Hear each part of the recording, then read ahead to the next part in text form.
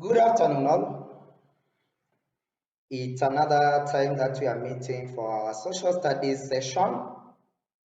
Remember, social studies is a way of life. In our last session, we started the subtopic beef farming in Eastern Africa, where we said it is carried out in almost every country in Eastern Africa. But our main areas which we look at is Kenya and number 2, Tanzania. And we started at that point of beef farming in both Kenya and our neighbors Tanzania.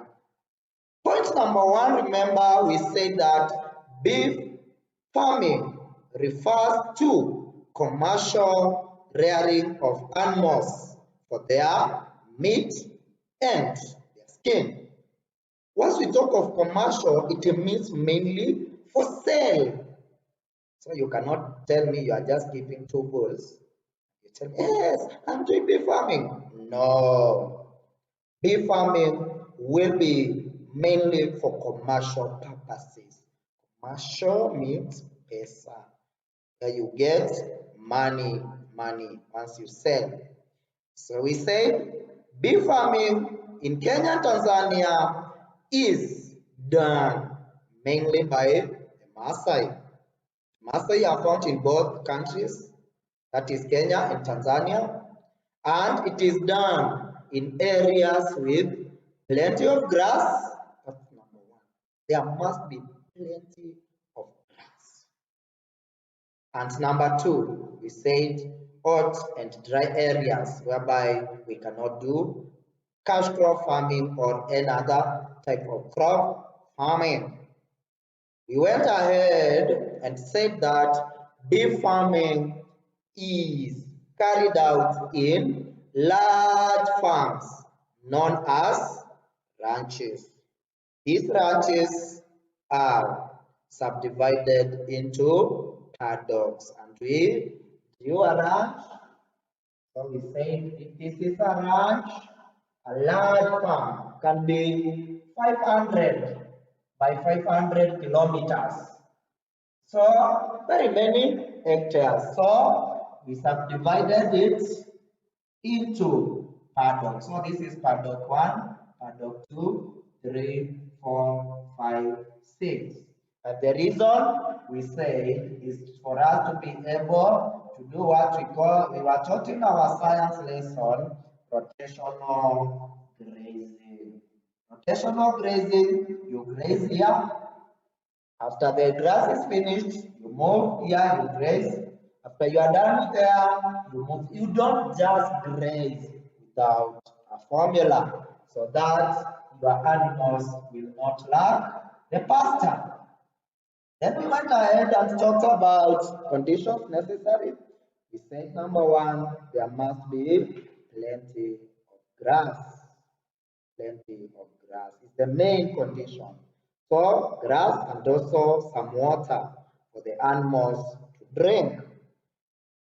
We talked of animals which are kept there. I know you know them, the indigenous and the exotic. The indigenous are traditional breeds like Saiwal, the Zebu, and the Boran.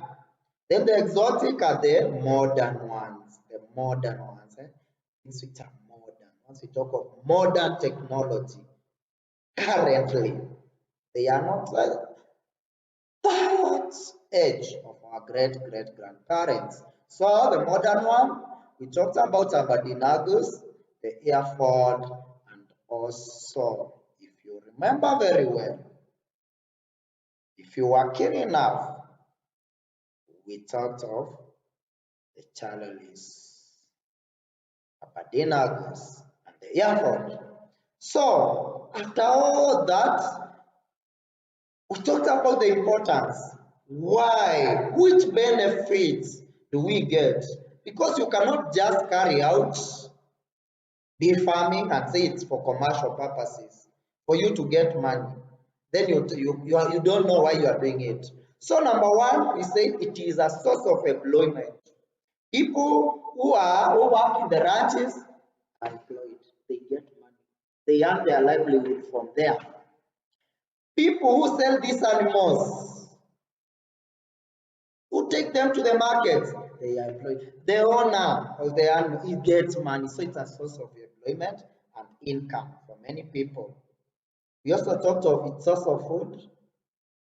We like meat. For myself, I like meat. So meat is one of the types of food we talk about.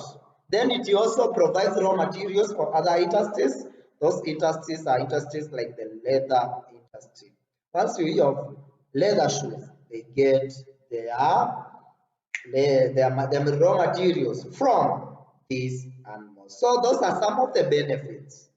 And we also said once you export, foreign exchange, so the country becomes rich. Today, I want us now to look at, after now we have seen the contribution of bee farming to the economy.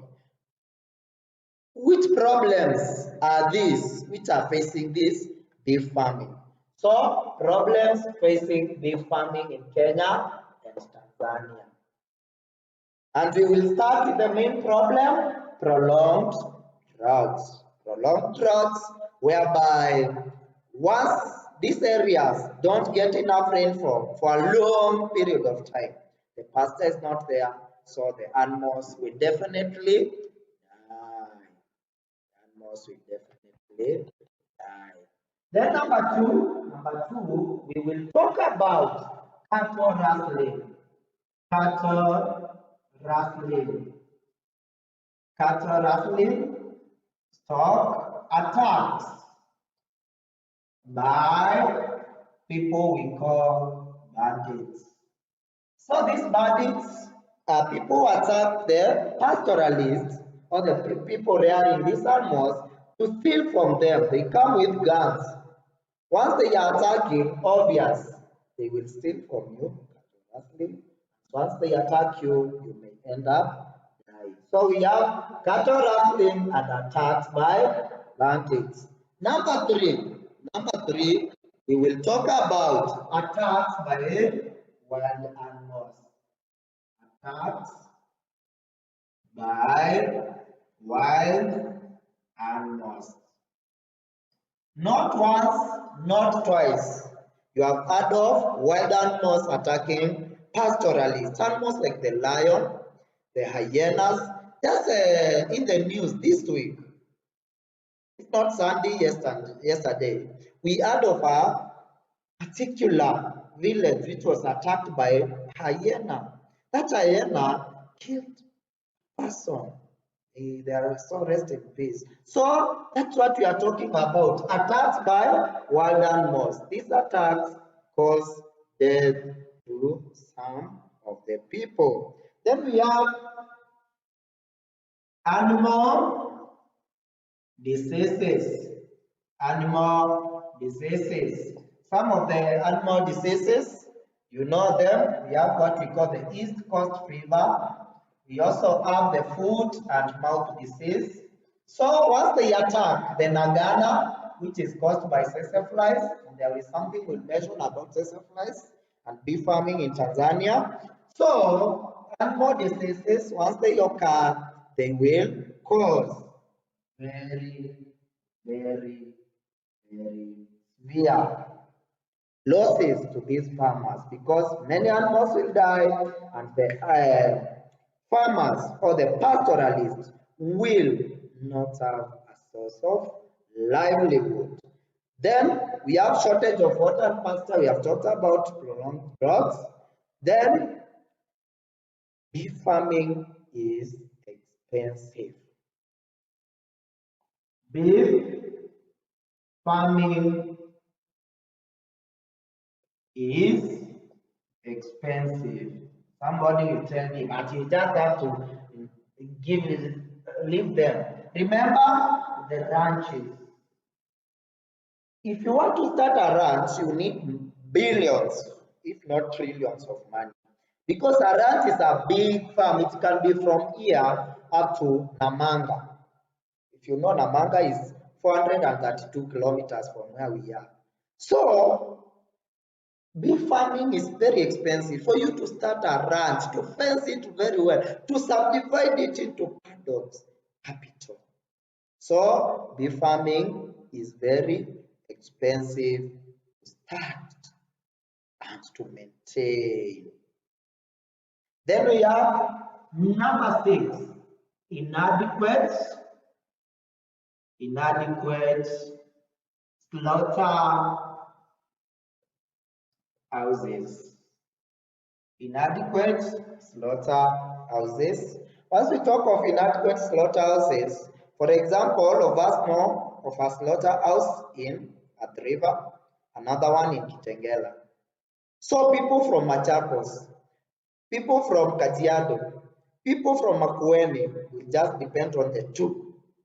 So if you want your animals to be slaughtered, you should book in advance, because you can bring them and you are told, no, up to next month we have been booked, and you at that time you need money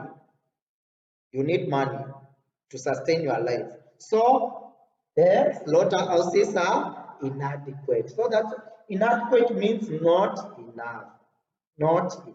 So we don't have enough slaughterhouses to cater for all the farmers who do beef farming. Then another point.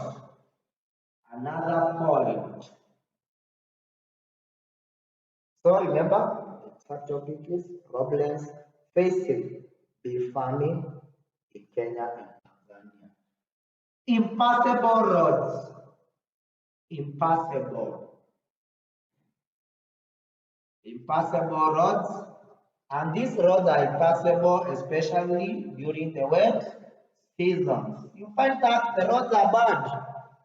So when you are transporting your animals from the farms or from the ranches, the lorry or the vehicles get stuck. So what? Next, you don't get to reach in time. You spent a lot of money on the way.